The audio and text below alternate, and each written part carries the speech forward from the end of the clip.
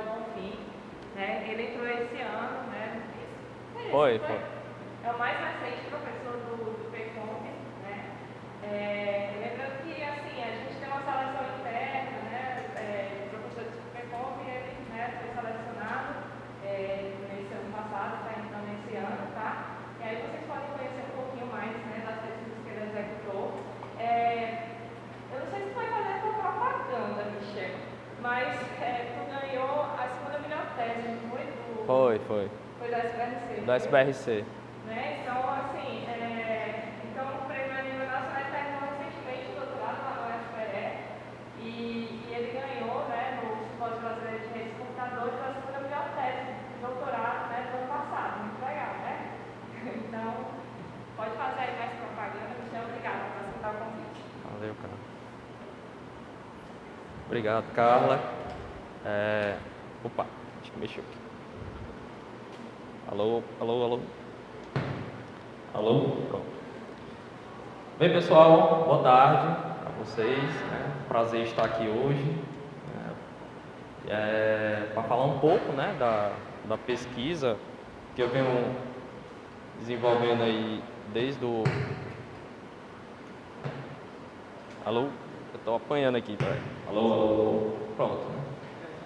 Vou pegar aqui mais embaixo. Bem, pessoal, então, assim, o que é que eu vou fazer nessa palestra, né? A minha ideia é passar um pouco da teoria para vocês, assim, das coisas que eu vim trabalhando no doutorado, né, e que eu tenho traçado como pesquisa, né, para mim, pós-doutorado, né, e depois falar um pouco do que eu fiz na área, tá? Então, assim, não adianta eu falar do que eu estou fazendo, né, dos meus trabalhos e tudo, se vocês não entendem a tecnologia em si, né? Então, a ideia é falar um pouco sobre isso, né, com vocês, até para abrir um pouco a mente. E aí, lá para o final, né, eu falo das coisas menos interessantes, né, que é o que eu acabei fazendo dentro da área, tá? Bem, então, sobre o que é que eu vou falar hoje com vocês, né? A temática aqui é a gente falar sobre redes programáveis, né? Então, assim, pessoal que é da área de redes, né? Não sei se tem alguém de redes aqui. Tem alguém que trabalha na área de redes? Levanta a mão. Professor Arthur, claro, né? Como é teu nome? Wilker, tá. Então, assim, vocês com certeza conhecem, né? Redes definidas por software, né? Então, eu vou falar um pouco sobre isso aqui, claro, vou falar da evolução dela, né? Como é que ela está evoluindo atualmente, né? Bem, então, sem mais delongas, né, vamos começar. Eu preparei um primeiro slide para me apresentar, né? A professora Carla já falou um pouco, né, sobre mim. Eu vou falar um pouco aqui também, mais da minha área de formação, experiência profissional e linha de pesquisa, né, para quem tiver interesse. Então, eu sou o professor Michel, né, Michel Bonfim, o pessoal me conhece aqui. Sou da casa, né? Então me formei em ciência da computação na UFC, lá em Fortaleza. Também fiz mestrado lá, né? Terminei em 2011 e fiz um doutorado lá no Centro de Informática da Universidade Federal de Pernambuco, né? Terminei em 2020, bem recente, e já estava trabalhando aqui na época, né? Como experiência profissional, eu sou professor da UFC, já próximo ano vou fazer 10 anos de casa, né? Então, assim, imagino que vocês não me conheçam, mas eu já tenho muita história aqui, né? Eu simplesmente só entrei no PComp agora, a única diferença. Mas também já trabalhei no mercado, né? Então já fui desenvolvedor, né? Lá na DataPrev, já fui analista de rede na ITIC, né? Que é a empresa de tecnologia de informação do estado do Ceará, que é responsável pelo Cinturão Digital, né? Que é o que traz internet aqui para o campus. E também já trabalhei lá no Great, né, que é o grupo de redes, engenharia de software, sistemas que tem lá na UFC, né? E minhas linhas de pesquisa, né, o que é que eu tenho trabalhado, né, já faz algum tempo. Bem, o meu foco principal, né, é tudo relacionado à virtualização que vocês imaginarem, né? Então, eu trabalho na parte de virtualização, tanto virtualização de servidores como virtualização de rede, né, principalmente virtualização de rede. Trabalho com redes definidas por software, querendo ou não, é uma técnica que a gente usa para implementar a virtualização de rede. Computação em nuvem, né? Virtualização de funções de rede, que muita gente acha que é a mesma coisa que rede definida por software, mas não é, são coisas completamente diferentes, tá? Segurança e gerência de redes também é uma área que me interessa bastante, até porque essas outras tecnologias que eu citei para vocês, elas se aplicam, né, às áreas de segurança e gerência. E redes óticas, né, que agora eu estou tentando entrar nessa área aí. Bem, então vamos começar a falar de redes programáveis, né? Mas antes disso a gente precisa motivar um pouco, né? Até para falar um pouco porquê que... E eu sempre gosto de mostrar essas estatísticas, né, que a Cisco apresenta, né, nos relatórios dela que ela faz anualmente. Então, assim, ela faz algumas previsões, né, e eu trouxe aqui algumas para vocês. Primeiramente, falar um pouco da internet, né, vamos motivar dentro da internet, que é uma rede, né, querendo ou não. A questão aqui é que a internet ela está crescendo, né, ela está crescendo e ficando mais complexa, e isso a gente pode apresentar por estatísticas. Então, lá no relatório da Cisco, a previsão é que em 2023 a gente tenha 5,3 bilhões, né, de usuários com acesso à internet. E isso é só com usuários, né? Se a gente for contar os dispositivos que realmente se conectam, a gente vai ter uma média aí de 6 dispositivos por pessoa, tá? Então, até 2023 a ideia é que tenha aí pela faixa de 30 bilhões de dispositivos conectados à internet. Isso por si só já mostra como ela está crescendo, né? E claro, dentro desses dispositivos, né, o que a gente pode identificar como maiores classes, né, são os smartphones, né, e as comunicações machine to machine, tá? Principalmente por causa dos data centers. Bem, outra estatística é a quantidade de tráfego que está sendo gerado, né, na internet. Então, claro, se a quantidade de usuários, a quantidade de dispositivos ela está aumentando, né, a quantidade de tráfego também vai aumentar, né? Mas o quanto é que ele aumenta, né? Será que a gente tem muito tráfego hoje na internet? Tem, né? Tem tráfego que nunca se imaginou que teria, né? Então, hoje, né, assim, das previsões da Cisco, a ideia é fechar o ano de 2022 com uma geração, uma média, né, mensal de 400 exabytes, né, por mês, né? Então, exabytes de dados, né, trafegando globalmente na internet. Eu não sei se vocês têm ideia da dimensão, mas um exabyte é 1 bilhão de gigabytes, tá? Então é muita coisa, né? Muito dado aí para você trabalhar, para você conseguir dar garantias, né? Que esses dados eles vão conseguir chegar no seu destino, né? Com desempenho, com confiabilidade, tá? E claro, dentro desse tráfego aí, 80% é tráfego de vídeo. Então não tem para onde correr. Tráfego de vídeo é a maior quantidade de tráfego que a gente tem hoje, né? Circulando globalmente na internet. Bem, então, de fato, né, a internet é a principal rede que a gente tem hoje, né, é o que tem levado, né, à criação da chamada sociedade digital que a gente tem, porque ela permite que dispositivos se conectem a ela de qualquer lugar do mundo, tá? Então, claro, toda a comunicação na internet ela é fundamental. O processo de comunicação na internet ele é fundamental, né? Ele é motivação para pesquisa, né? Para que a gente consiga evoluir a internet da melhor maneira, tá? Mas assim, o que é a internet, né? Assim, eu falei que é uma rede, né? Pensando bem por cima, assim, é uma rede, né? Mas o que é a internet, né? Onde ela vive, do que se alimenta. Para que a gente entenda o conceito de redes programáveis, é importante que a gente entenda como é que a internet funciona, tá? Então, eu vou falar aqui para vocês rapidamente como é que ela funciona e dizer o seguinte, que a internet ela não é só uma rede, ela é uma rede de redes, tá? Então, espalhada aí pelo mundo, você tem diferentes tipos de redes de diferentes tamanhos, redes que implementam diferentes tecnologias, tá? E a internet, ela chegou para interligar essas redes, tá?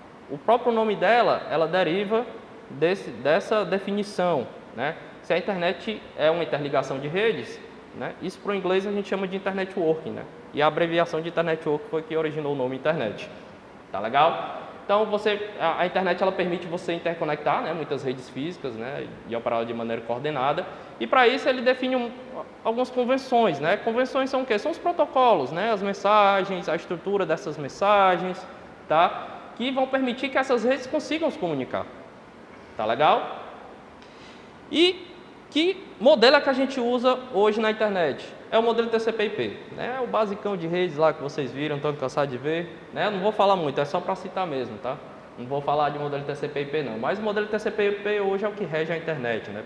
O principal protocolo hoje que a gente tem dentro desse modelo, claro, é o protocolo IP, que é o que vai permitir a gente ter essa comunicação entre redes, né? E essa comunicação ela pode ser confiável ou não confiável. Se for confiável, a gente tem outros protocolos em camadas mais acima, né? Como a camada de transporte, onde você tem o protocolo TCP que te dá confiabilidade no processo de comunicação.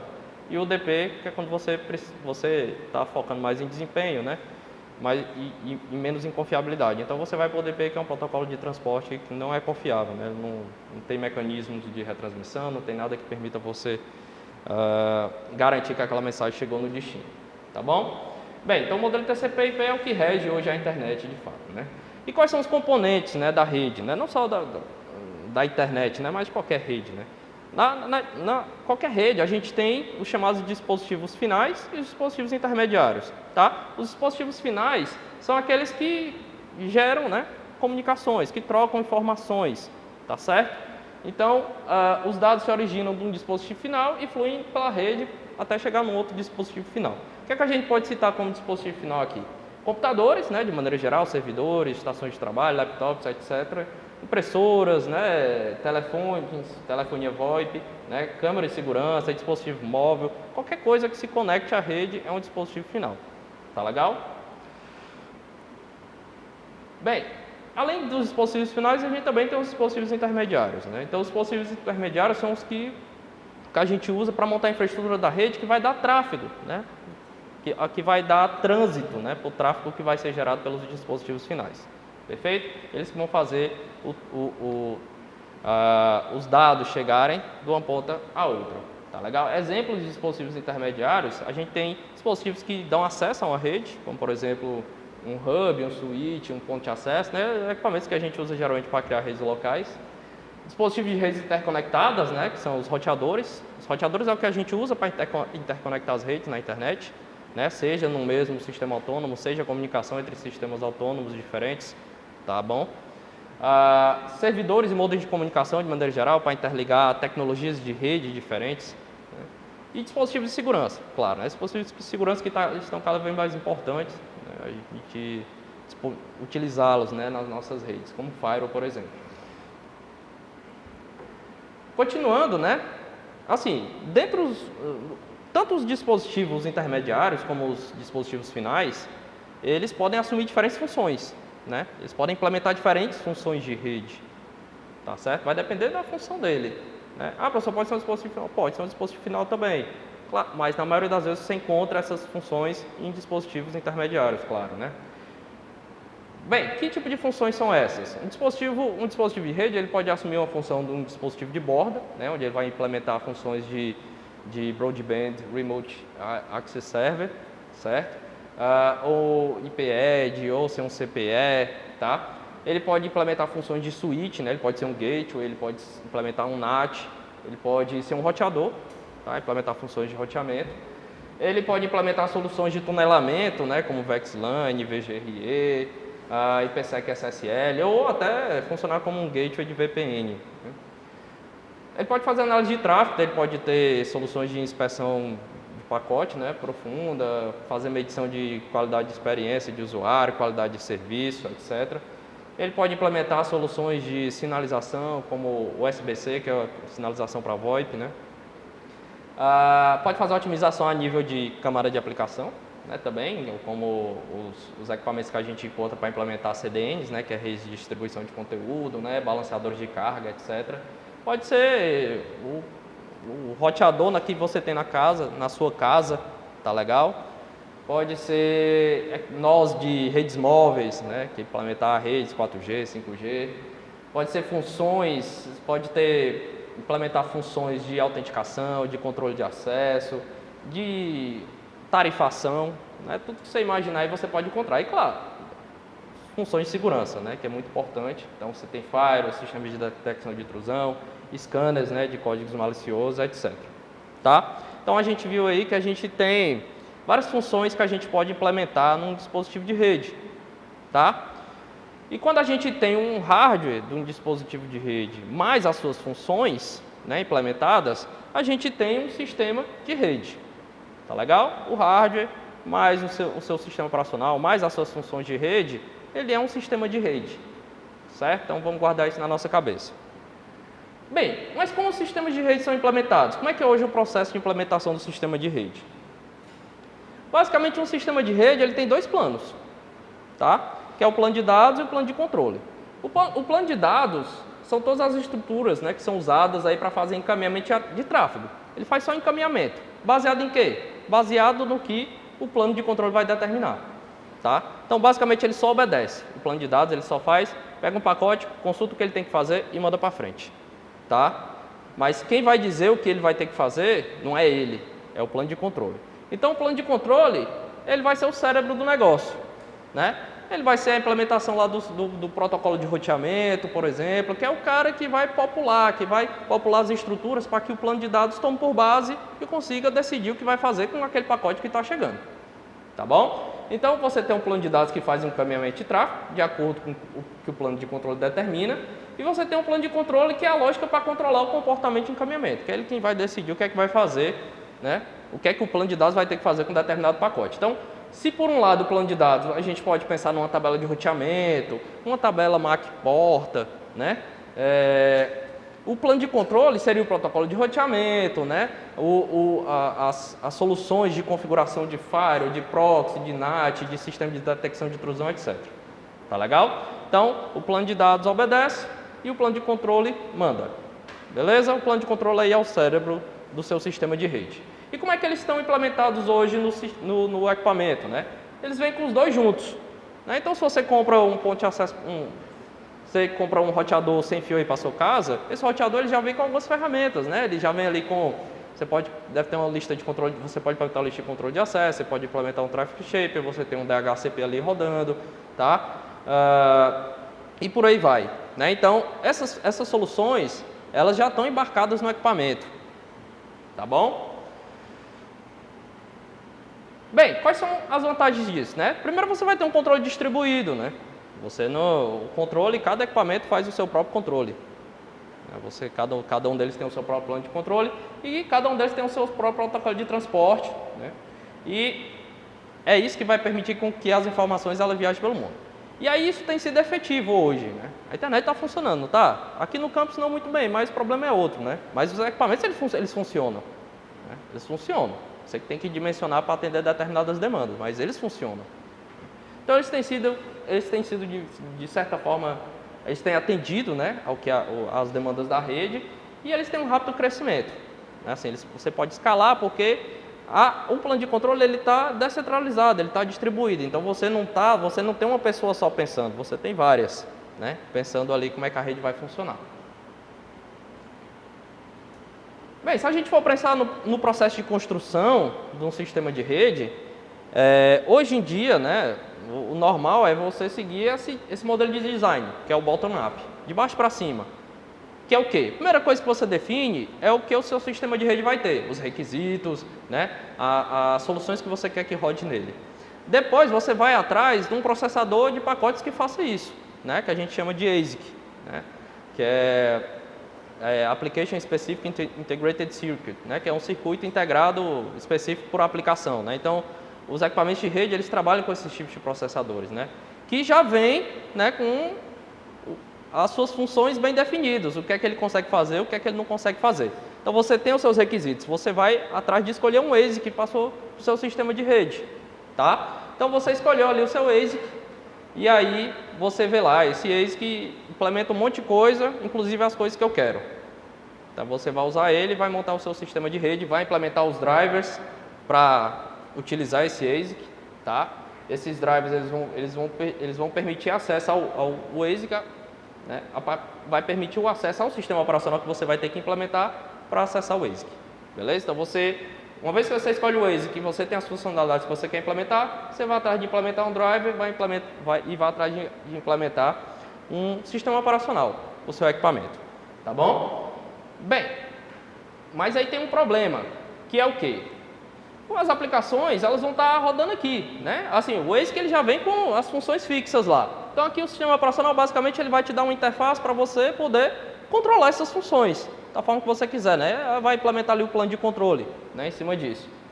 Mas qual é o problema disso aqui? O problema é porque você está limitado às funções do ASIC, né? O que tem aqui. Então, por exemplo, eu comprei um roteador sem fio lá para minha casa, né? E lá ele está rodando, beleza, tem tudo, né? Mas, porém, entretudo, ele não tem, por exemplo, ele não tem IPv6. Né? O seu roteador lá faz tudo, beleza, mas ele não tem suporte a IPv6. Então, vamos dizer que a sua rede agora vai mudar para IPv6, sua rede toda. Exclui, não tem mais nada de IPv4. O que é que você vai ter que fazer? O que é que você vai ter que fazer nesse caso? Você vai ter que comprar outro equipamento, né? Não é? Vai ter que comprar outro equipamento? Isso, assim, querendo ou não, é um problema porque é um gasto que você vai ter, né? Por quê? Porque essas funções elas já estão bem definidas no ASIC. Você não consegue, né, implementar outras funções do jeito que você quiser. Não tem flexibilidade para isso. Você tem que trabalhar com o que tem ali. Tá bom? Então, a partir do momento que você precisa de novos protocolos, e os protocolos eles estão evoluindo, né, até para atender às novas demandas da rede, você vai precisar adquirir novos equipamentos. E vai virar uma bola de neve, né?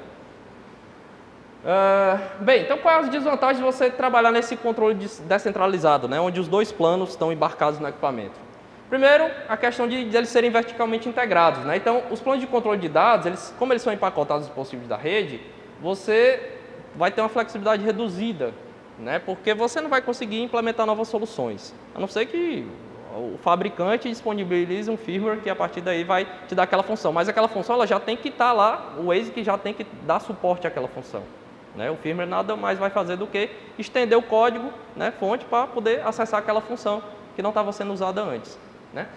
Mas, nesse caso aqui, você não tem flexibilidade, né, para implementar suas próprias funções. Beleza? E claro, a partir daí você vai ter que mudar os equipamentos a partir do momento que você precisa de novas soluções. E isso vai dar um aumento de custo, de capital, né? Custo operacional. Né? O custo de capital é o custo para adquirir os equipamentos. O operacional é para você botar gente para tomar de conta. Tá certo? Tem configuração complexa. O que é que acontece? A gente tem equipamentos de diferentes fabricantes. Cada um deles tem a sua própria forma, né, de fazer as configurações. Cada um deles tem o seu próprio sistema operacional, né, sua própria interface web para fazer as configurações. Muitas vezes nem tem interface web. É só um consolezinho CLI para você digitar os comandos e fazer as configurações. Tá? Então, querendo ou não, você trabalha com ferramentas de baixo nível ali. Você tem que configurar equipamento a equipamento. Né, quando você vai construir a sua rede. Então, se você quiser implementar uma política de alto nível, né, que é uma política que se aplica a todos os equipamentos, você vai ter que ir um por um e fazer essa configuração. Tá? E aí, muitas vezes, você pega interface de muito baixo nível que acaba dificultando. Né? A solução proprietária você não tem muito o que fazer, acaba dificultando essa sua tarefa, o que aumenta bastante a probabilidade de erros de configuração. Tá, então, a partir do momento que você tem que os equipamentos eles vão aumentando na sua rede, a probabilidade de você ter erros de configuração é cada vez maior. Tá? Outra questão é que ele não faz adaptação dinâmica de falhas, né, e muda a carga. Então, por exemplo, você está numa rede lá, você tem vários roteadores e o tráfego da sua rede ele muda repentinamente, os equipamentos eles não conseguem reagir a isso automaticamente. Certo? Eles não conseguem, porque eles não têm essa flexibilidade. Você às vezes pode ter algum protocolo que conversa ali entre eles para fazer uma rede distribuir carga, mas aí você tem que esperar a rede convergir para isso, que muitas vezes demora um pouco, tá? E tempo é dinheiro, tá legal? Então, de certa forma, falta mecanismo de configuração automática desses equipamentos para que eles consigam reagir a cargas repentinas, né? Consigam lidar e, de maneira geral, melhorar, né, a eficiência, né, a confiabilidade e a disponibilidade da sua rede. Tá? Eu não sei como é que é o processo de perguntas. Carlos, é só no final, as perguntas? Tá certo. Não, eu vou deixar à vontade, tá? Final, qualquer coisa no final a gente deixa... Vocês vão anotando aí e perguntam no final, tá? Bem, e aí a gente procurou soluções, né, para resolver esses problemas, né, de flexibilidade, de complexidade de configuração, de ausência de mecanismos, né, de adaptação automática. E aí a primeira evolução nesse sentido, né, foi o surgimento das redes definidas por software. As redes definidas por software, que não é um paradigma, é um paradigma diferente, né, de redes, não é esse paradigma que a gente está acostumado, tá? Não é um paradigma mais novo, que ele já tem um tempo, mas é importante que a gente entenda ele para a gente conseguir evoluir ele mais para frente, que é o que eu quero fazer com vocês. Bem, as redes definidas por software basicamente foi um termo que foi cunhado por esses 3 pesquisadores, né, que é o Nick McCall, que é um professor da Universidade de Stanford, né, o Scott Schenker, que é um professor da UC Berkeley, né, Universidade de Califórnia em Berkeley, e o Martin Casado, que fez doutorado aí com Scott, foi com o Nick McCall, acho que ele fez doutorado lá na Universidade de Stanford, e na tese dele surgiu, né, esse termo. Por mais que ele não tenha implementado o principal padrão, né, de SDN, que é o OpenFlow, não foi ele que criou, né, foi o Nick McCall e o Scott Schenker, mas ele foi o cara que chegou com a ideia, né, e essa ideia evoluiu para o OpenFlow. Né. Então, o termo, né, de redes definidas por software, ele surgiu para representar as ideias dos trabalhos realizados em cima do OpenFlow. Na verdade, surgiu o OpenFlow lá, e o pessoal disse assim, pessoal, o OpenFlow aqui é rede definida por software. Tá bom? Então, o primeiro artigo, né, de OpenFlow, né, onde o pessoal realmente que chamou a atenção, né, para esse termo de rede definida por software, ele foi publicado em 2008, né, então por isso que não é um paradigma mais tão novo assim. No SIGCOMM, que é um evento bem importante da área de redes. E esses caras ganharam muito dinheiro com isso, né? Assim, os 3 montaram uma empresa na época que era, eu não sei a pronúncia correta, é Nicira, não sei como é o nome correto, Nicira Networks. Que o foco dela era desenvolver equipamentos de rede que evoluíssem, né, as redes definidas por software. Eles montaram em 2007, né, onde está a publicação desse artigo.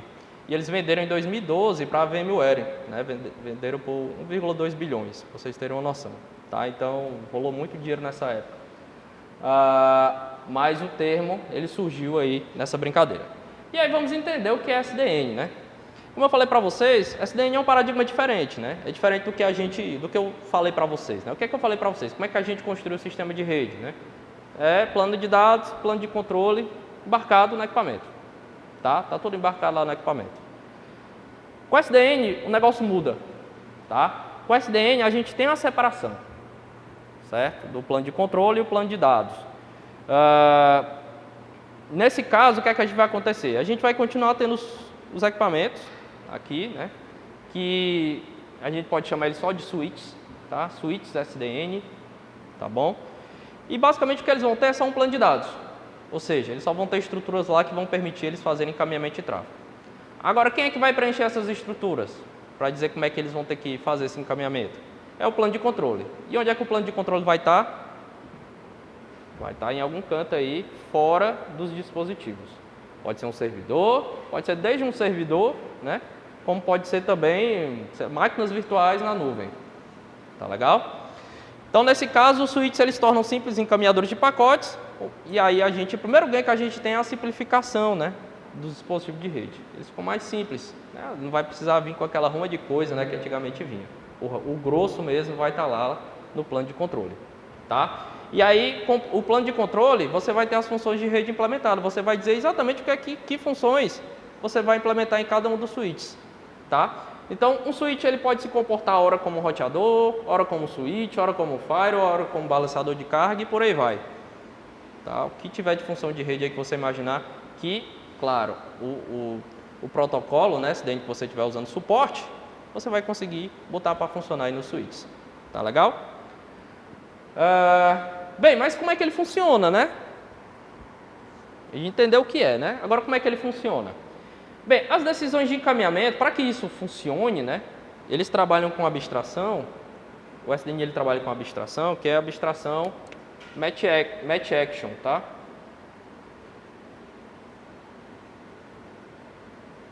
Abstração match action, o que é que isso quer dizer, né? Bem, vamos lá. As decisões de encaminhamento lá no plano de dados, elas são baseadas em fluxo. Agora, e o que é um fluxo? Um fluxo, basicamente, ele tem duas informações. Ele tem um filtro, né, que ele informa valores de campo de um pacote, para você dar um match nele. Todo mundo aqui sabe o que é um firewall, né? Um firewall, a gente dá um match lá nas informações do cabeçalho do pacote, e se ele for um tráfego a ser bloqueado, ele vai ser bloqueado. Tá? E lá no Firewall a gente consegue acessar diferentes, né, cabeçalhos do pacote, né, desde a camada de enlace até a camada ali de transporte, muitas vezes a camada de aplicação também a gente consegue ter acesso, quando ela não está criptografada. O filtro é isso. O filtro você vai definir os campos que você quer filtrar e os valores que você quer filtrar, tá? A outra parte do fluxo é a instrução, que é o quê? É o conjunto de ações que você quer aplicar quando um pacote der um match naquele filtro ali. Tá certo? Então, você vai ter lá no plano de dados um conjunto de fluxos, várias entradas de fluxo, tá? Onde cada fluxo você tem um filtro e tem as instruções que se aplicam a todos os pacotes que dão match naquele filtro. Tá certo? Com essa abordagem match action aqui, você consegue implementar qualquer tipo de protocolo. Tá legal? No dispositivo. Então, basicamente, o plano de dados ele vai ter isso aí, né? Vão ser tabelas que vão ter essas entradas de fluxo, né? E cada entrada de fluxo tem seus match fields, né? Que é os filtros, né? E tem as instruções, que é as ações que você vai aplicar naquele pacote uma vez, né? Que dê match no filtro. Que tipo de ações é que a gente pode aplicar? É redirecionar um pacote para uma porta tal do switch, é descartar um pacote, é enviar um pacote para o controlador para ter um processamento mais apurado, mandar ele para uma outra tabela para passar por mais um tipo de filtro, tá? E por aí vai, tá, gente?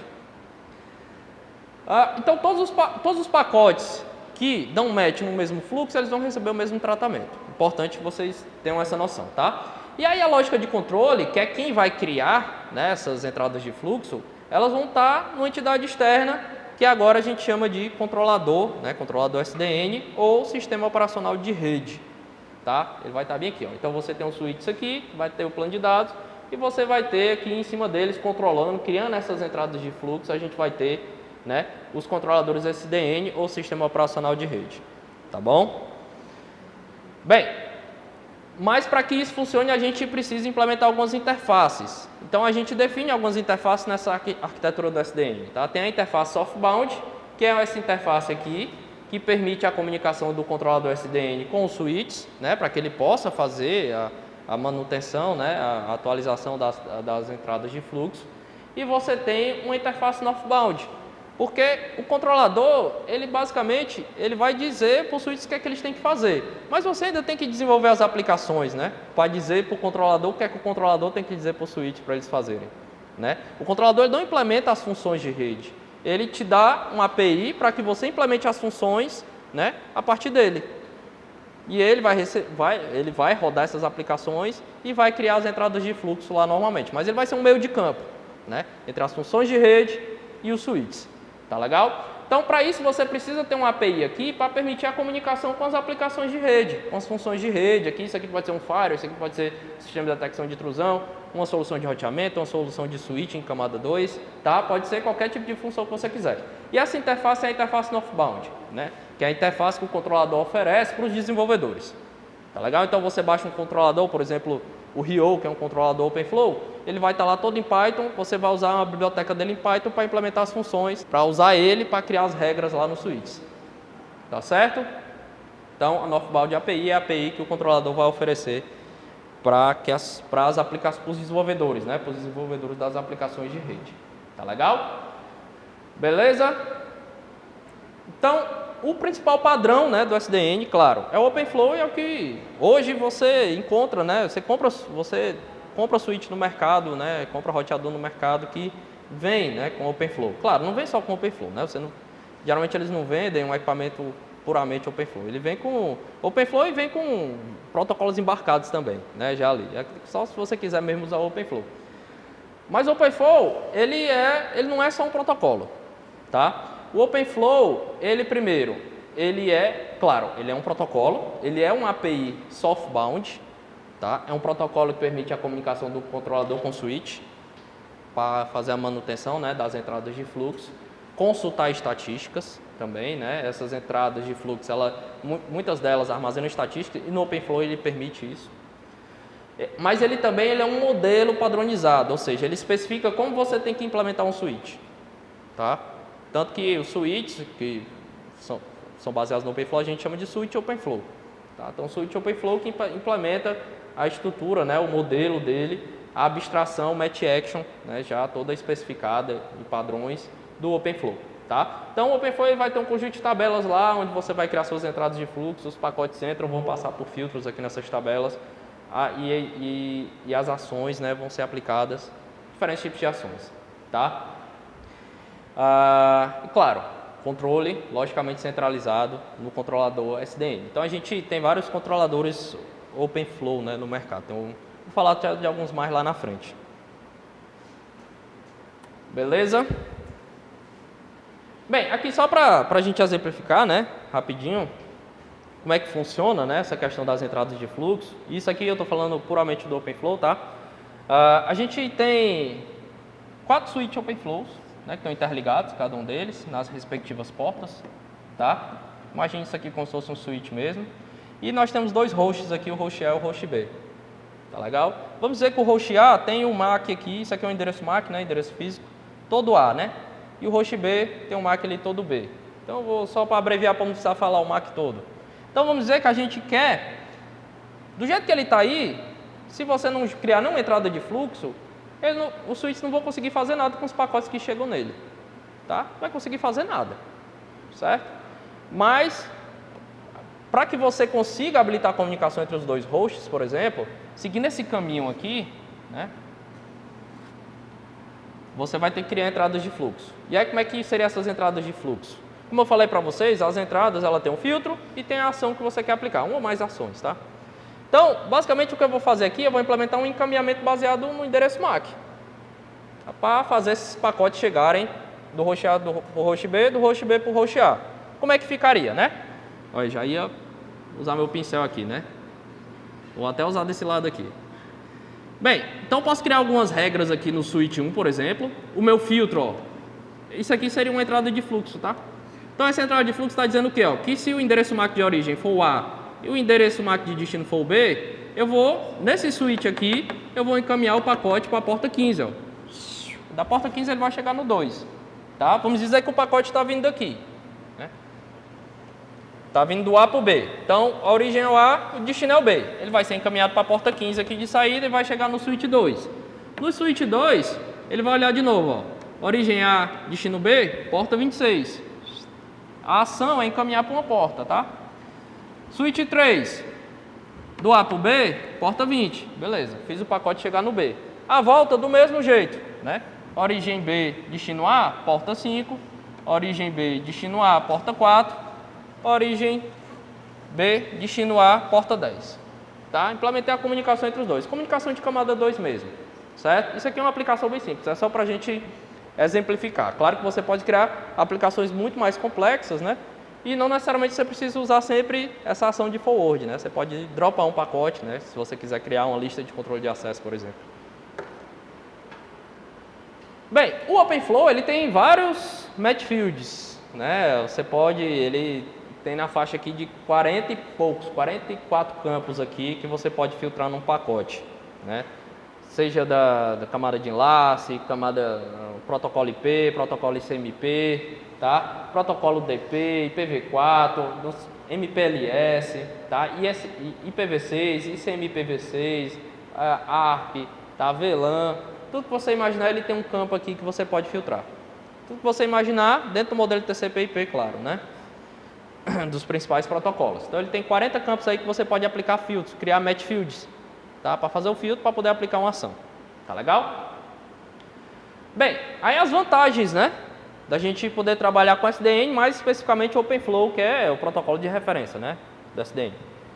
Primeiro, simplificação na configuração e manutenção da rede. Porque agora o controle, como ele está logicamente centralizado, né? Claro, porque você pode ter mais de um controlador, não é obrigado a você ter só um, mas de todo jeito está logicamente centralizado porque não está mais nos equipamentos, né? Você só precisa fazer alterações apenas no controlador, que ele vai mandar para todos os switches. Você não precisa mais de switch em switch lá, equipamento em equipamento, né? E fazer as configurações como você tinha que fazer antes. Então, simplificou, né? E aí, além disso, se você tiver, professor, é centralizado, ponto único de falha, você pode rodar o seu controlador onde você quiser, não precisa ser só um, tá? Você pode rodar o seu controlador numa nuvem, com várias réplicas, tá? Com backup e tudo, de forma que você tenha alguma confiabilidade ali, né? No seu controlador. Outra coisa, desenvolvimento e evolução independente. Por quê? Porque, para mim, não importa qual é o hardware que tem ali no switch. Não me importa mais qual é o ASIC que está rodando nele. Certo? Se ele tem suporte a OpenFlow, eu consigo implementar praticamente qualquer função de rede, né? Deixa o bicho desligou aqui sozinho, ó. Travou aqui, deixa eu ver. Então...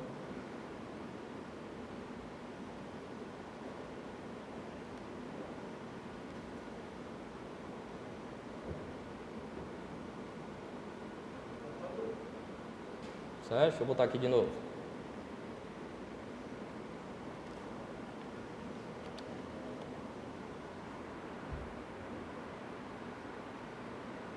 Ele está com a lentilha ligada. Tá.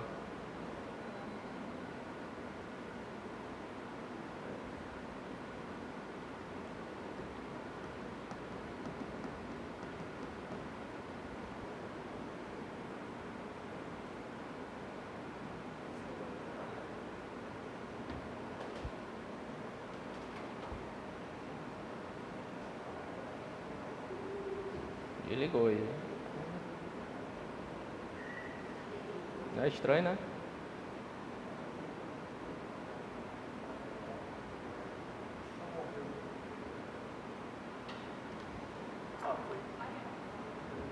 Ufa.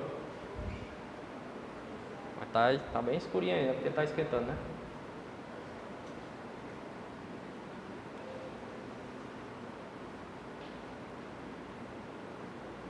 Ai meu Deus, passou, foi longe.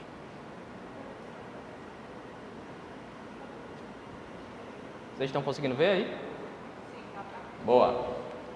Então, pessoal, desenvolvimento e evolução independente, né? Por quê? As minhas funções eu implemento agora no plano de controle, né? Lá no controlador. Para mim, pouco importa qual hardware que tem lá embaixo, certo? Então, desenvolvimento e evolução. Então, o software de controle da rede, ele evolui independente do hardware. Arquitetura flexível. Eu consigo implementar as minhas próprias funções. Eu posso baixar uma função.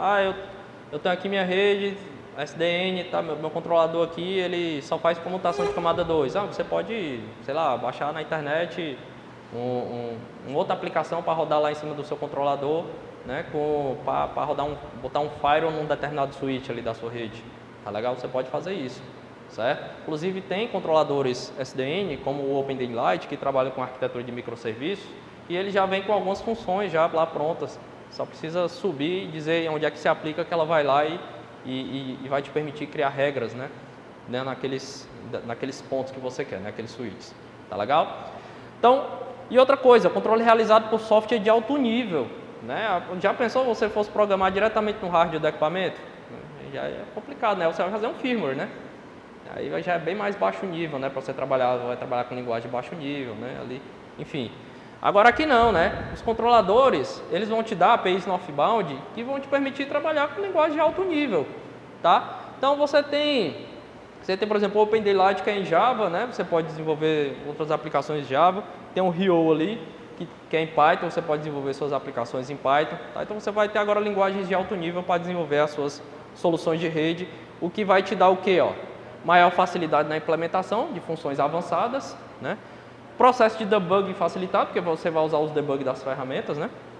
Que já vem das próprias ferramentas, e rápida inovação da rede, né? A ideia é que a gente diminuir o ciclo de desenvolvimento, né? De novas soluções para as nossas redes, tá? Bem, mas nem todos... Aí, assim, oportunidade, né? Onde é que a gente aplica esse negócio?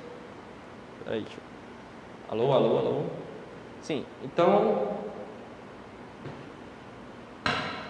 Alô? Pronto. Então, onde é que a gente aplica, né? Onde é que a gente pode aplicar as acidentes, mais especificamente o OpenFlow, né?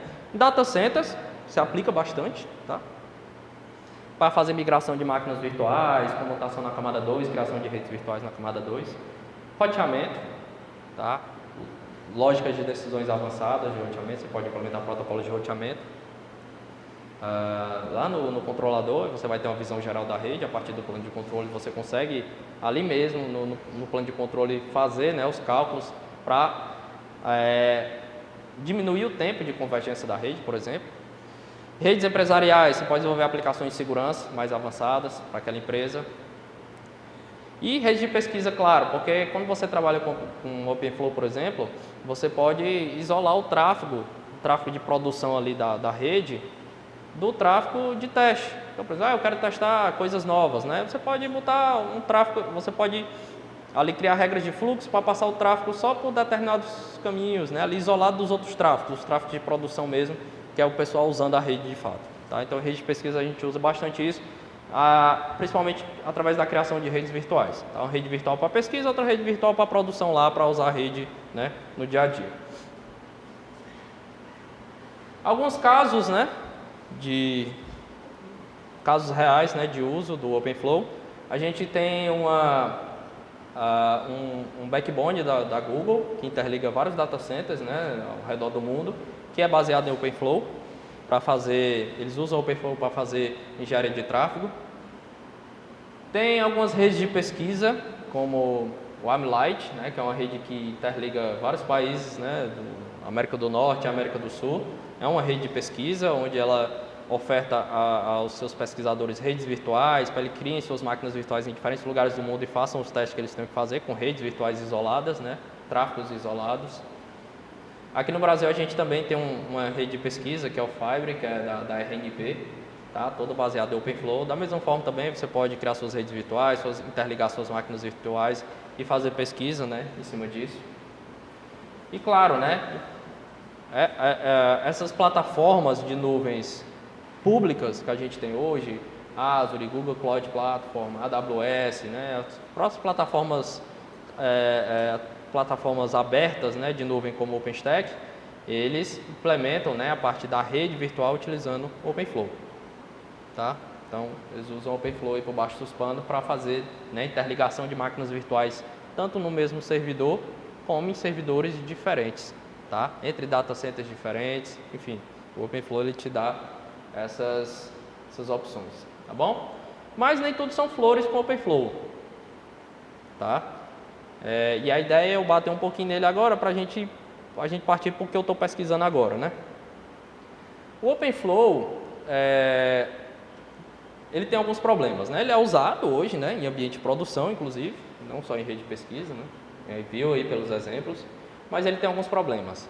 Primeiro de tudo, a questão da evolução. A gente viu ali que o OpenFlow, aqueles match fields, como eu mostrei para vocês, 44 match fields, ali é da última versão, né, a versão 1.5.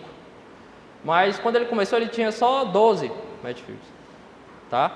Então, digamos que amanhã aparece outro protocolo. O que é que eu tenho que fazer? Eu tenho que lançar nova versão do OpenFlow, tá? Versão 1.6, para suportar mais aqueles match fields daquele novo protocolo que surgiu, tá? Então, a evolução dos protocolos, né, ele requer uma mudança no padrão. Então, se você precisa inserir um protocolo novo, você vai ter que evoluir o padrão, tá? Outra coisa é a limitada interoperabilidade entre os vendors. Então, não tem só o OpenFlow, né? Você tem equipamentos que suportam outras soluções de SDN, né, como o NetConf, JSON, né, utiliza também, mas principalmente o NetConf, né? A Cisco usa muito o NetConf. Então, por exemplo, você tem na sua rede equipamentos que só suportam NetConf, equipamentos que só suportam OpenStack ou OpenFlow, desculpem. Então, você tem um problema ali porque o seu controlador ele tem que suportar todos eles. Então, não adianta nada você usar um controlador para um controlador para o outro. Tem que usar um controlador que suporte os dois, né? Então, tem esse problema aí da interoperabilidade porque você tem outras opções a não ser o OpenFlow, que não é o OpenFlow, né? E a questão da programabilidade limitada, que é o quê? A gente viu que ele tem a limitação com relação à quantidade de campos, que você pode criar filtros, mas ele também, essas especificações, ele já vem com um conjunto de ações pré-definidas, tá? Então o OpenFlow, se eu não me engano, ele tem na faixa de 5 ações só, que é encaminhar um pacote para uma porta, descartar, mandar para o controlador, tá? Mandar para uma próxima tabela para passar por outro filtro, tá? Mas é limitado, né? Você não consegue implementar suas próprias ações, você tem que trabalhar com o que está lá. Então a programabilidade em si, ela é limitada, a quantidade de coisas que você consegue fazer com ele, tá certo? Então, por exemplo, se eu quiser rodar uma expressão aritmética, se eu quiser botar um modelo de inferência de aprendizagem de máquina dentro do switch, eu posso fazer? Não, você não pode criar uma ação para disparar uma expressão aritmética ali, para fazer os cálculos para você, não tem como, tá? Então você tem essa questão da programabilidade limitada, né? Mas isso tudo por quê? Porque o padrão ele define como a gente tem que implementar as coisas no switch. Já vem definido, já é pré-definido na especificação. Então você tem que implementar daquele jeito ali e acabou-se, tá? Mas isso é uma limitação, tá bom? Então, para que a gente consiga melhorar isso, o ideal é que a gente tenha o quê? Um plano de dados que a gente consiga programar da forma que a gente quiser. O OpenFlow, o que é que ele vai dar para a gente? Ele vai nos dar o controle sobre o plano de controle, certo? Então, eu posso controlar a rede agora do jeito que eu quiser, tá? Assim, do jeito que o OpenFlow me permitir, se eu estiver usando o OpenFlow, certo? O que tiver lá implementado no switch eu vou ter que usar, tá certo? Mas eu estou limitado por isso. Ou seja, eu tenho que trabalhar com aquelas ações que o OpenFlow me dá, eu tenho que trabalhar com aqueles protocolos que o OpenFlow me oferece. Eu estou limitado a isso, certo? Mas o ideal é que eu não esteja limitado a isso, né? Que o mundo seja mais aberto, né?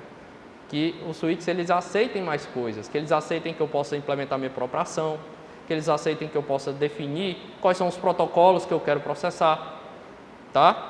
E isso a gente chama de programabilidade do plano de dados. A gente poder programar isso, tá? A gente conseguir de fato botar um programa para rodar lá dentro, né? Do jeito que a gente quer e não o que uma especificação determinou para a gente. Tá bom? Beleza? Então como é que a gente faz isso, né? A gente viu no começo que a abordagem que a gente tinha era o quê? De baixo para cima.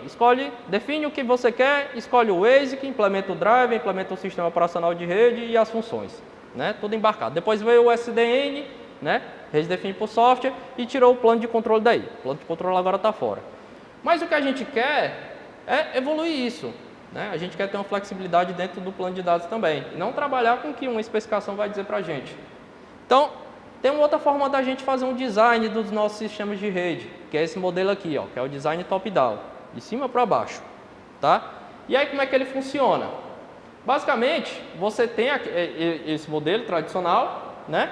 Mas o ideal mesmo é que eu desenvolva um programa, numa determinada linguagem, e consiga compilar esse programa e jogar dentro do switch, tá? Vou desenvolver ele numa linguagem de alto nível, vou compilar e jogar dentro do switch, né, para construir o plano de dados que eu quero, tá? Que é a ideia de você dar a programabilidade do data plane. Então você pode pegar um programa, por exemplo, o P4. O P4 é uma linguagem de referência para isso, tá?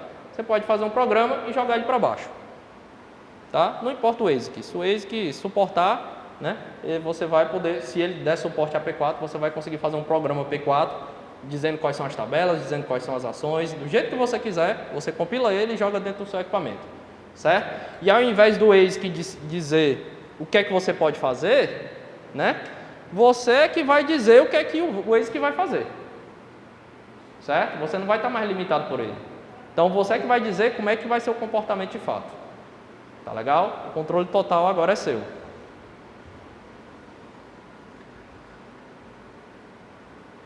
Bem, existem alguns dispositivos de rede programáveis, estão à venda aí, não necessariamente que trabalhe com P4, que é o que eu vou tentar vender aqui para vocês, né? Mas que implementam dispositivos data planes programáveis, né? Planos de dados programáveis. Então a gente tem alguns processadores já disponíveis, por exemplo, tem a arquitetura Intel FlexPipe, né? Que provê uma arquitetura PISA, que eu vou já falar sobre ela mais para frente, que o P4 também toma por base, e já tem o Intel Tofino Series que já suporta o P4.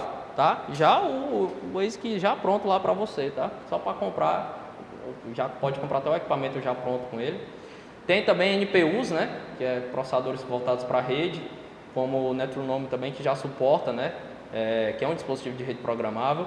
Tem a software, né?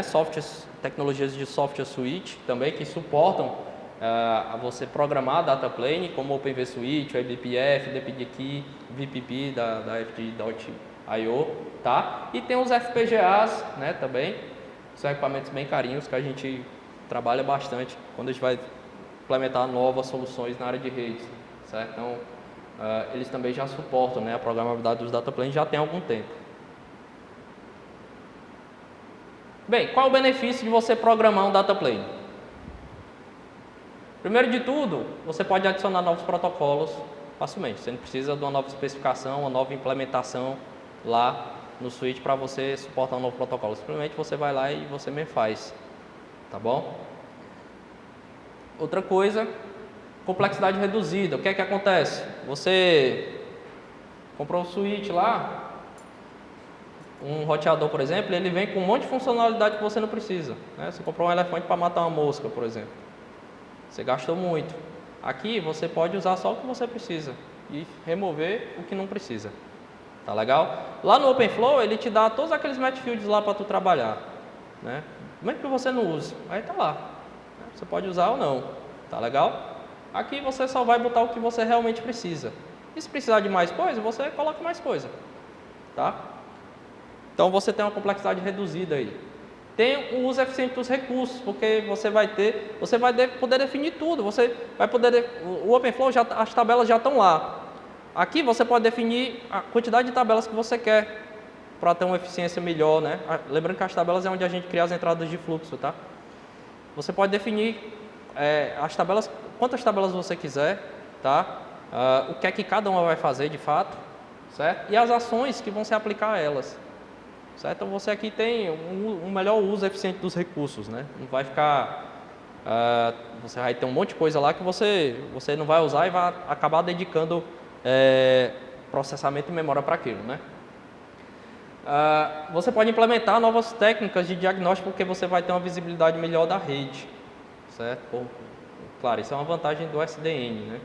Mas você vai poder, como você tem uma visão geral da rede, você vai poder implementar técnicas inteligentes, né, para fazer diagnóstico de falhas, por exemplo, telemetria, etc. E a questão do desenvolvimento, né? Então você vai ter um rápido ciclo de desenvolvimento, né, porque agora você está desenvolvendo a solução que você quer. Só para vocês terem uma ideia, geralmente quando um fabricante ele tem que implementar um novo protocolo no seu equipamento, ele leva geralmente uns 4 anos para fazer isso. Ele tem que implementar, tem que testar, tá? E aí numa janela de 4 anos você vai ter um lançamento de um novo equipamento com aquele protocolo. Tá legal? Aqui você pode fazer num dia e já fazer um deploy já para o seu equipamento de rede. Tá certo? Você vai testar, né? Mas o ciclo de desenvolvimento aqui vai ser rápido, né? Rápida inovação, correção de erros no plano de dados em campo. Você botou lá para rodar, tá dando erro lá no plano, no que você fez. Beleza, altera aqui o código, faz o deploy de novo. Tá certo? Basicamente isso aí. Então vai facilitar bastante esse processo, né, da programação da rede. Então você mantém, né, suas próprias ideias, né, assim, o foco agora é em inovação, né, e você vai poder implementar, né, as suas soluções que você quiser, e você vai pensar em programação ao invés de estar pensando em protocolo. Certo? Então a gente vai trabalhar agora com linguagem de alto nível, né, para fazer isso aí. E aí a grande referência, né, desses data plane programáveis, que assim, você geralmente quando surge, né, a gente está agora na era da programabilidade dos planos de dados, né? Então você tem os vendors que chegam lá e cada um lança a sua tecnologia, né? Quem é que está ganhando? É o P4, tá? Porque o P4 ele tem um padrinho muito grande, ele tem um padrinho gigante, que é a Intel, tá? Então a Intel, vocês lembram lá do Nick McCall que eu falei para vocês que cunha o termo de SDN, né? Primeiro cara lá, ele depois que vendeu a Nicira, né, para a VMware, ele montou uma outra empresa, né, cofundou uma outra empresa que foi a Barefoot Networks, que o foco dela era produzir equipamentos já pensando nessa ideia de data planes programáveis. Ele fundou mais ou menos em 2013, um ano depois que ele vendeu a Nicira, né? E aí, em 2019, a Intel comprou a empresa, né? Ninguém sabe nem o preço que ela comprou, mas ela comprou, né? Então, hoje, o Barefoot Tofino, que era o grande chip deles, para data plane programável, virou Intel Tofino, né? Então, hoje eles compraram e estão usando isso, né? E o Nick McCall hoje ele trabalha lá dentro da Intel, né? Para evoluir, né, essa ideia, principalmente do P4, tá? Para data planes programáveis. Então, hoje o P4 aí é o cara que está ganhando a corrida, tá? Então, o P4 é a sigla para Programming Protocol Independent Packet Processors, tá? Então, agora você vai ter um processador de pacote que é independente do protocolo. Você mesmo vai lá e faz seus protocolos. Você tinha o OpenFlow, que era independente de hardware, né? E agora você tem o P4 aqui, que é independente de hardware e independente de protocolo, tá? você faz seus próprios protocolos. Tá legal? Então você pode expressar como os pacotes eles vão ser processados no plano de dados. Você não precisa mais ficar dependendo do ASIC, né? Ou de uma especificação. Bem, então o que é que eu posso fazer com o P4, né? Um monte de coisa. Além das funções básicas, né, de equipamentos de rede, como encaminhamento na camada 2, roteamento, tá? Soluções de segurança, como o Firewall, sistema de detecção de intrusão, você pode implementar soluções mais avançadas, né? Como, por exemplo, balançamento de carga na camada 4, tá? Controle de congestionamento, né, para dar garantias de baixa latência na rede, telemetria na rede, in-band, né, ali na própria rede mesmo, sistemas de caching, né, e muito mais, tá? E por aí vai. Tem uma infinidade de aplicações que você consegue desenvolver, tá? Você consegue, inclusive, quando você vai definir suas próprias ações, criar estruturas de if clause, né? Tem if clause, não tem loop, né? Mas tem if clause lá, tem expressões lógicas e aritméticas que você pode usar, tá? Então é um conjunto de ferramentas muito rico que vai te permitir fazer aplicações de rede muito mais avançadas do que se você estivesse trabalhando puramente com OpenFlow. Bem, ele tem a evolução, né, dele. Ele surgiu em 2013, né? Teve a primeira versão, que foi o P14, né? Geralmente essas versões elas são indexadas pelo ano em que elas são lançadas. Então, em 2014 surgiu, né, o P14, a primeira especificação, tá, do P4. E depois, em 2016, teve, né, o lançamento do P416, certo? Que é o que se usa hoje, é o mais atual. Bem, o P4 ele é baseado na arquitetura que qualquer processador, qualquer equipamento que disponibilize, né, essa programabilidade do data plane, ela é baseada, que é a arquitetura PISA, né, que é Protocol Independent Switch Architecture. E é importante que a gente entenda aqui para entender como a gente estrutura um código, tá, do P4. Então, como é que o PISA aqui funciona? Basicamente, o que é que você tem? Você tem, primeiro de tudo, um parser lá. Você vai ter, o pacote chegou, né, no seu switch. A primeira coisa que ele vai passar é num parser. O que é que o parser vai fazer? Ele vai ficar responsável por extrair os cabeçalhos do pacote. Só os cabeçalhos que você quer, não precisa extrair todos não. Só os que você quer, eu só quero de enlace e o cabeçalho IP. Pronto, ele só vai extrair isso para você. Tá legal? Então, aqui o programador ele vai dizer que cabeçalhos devem ser extraídos, né? E em que ordem.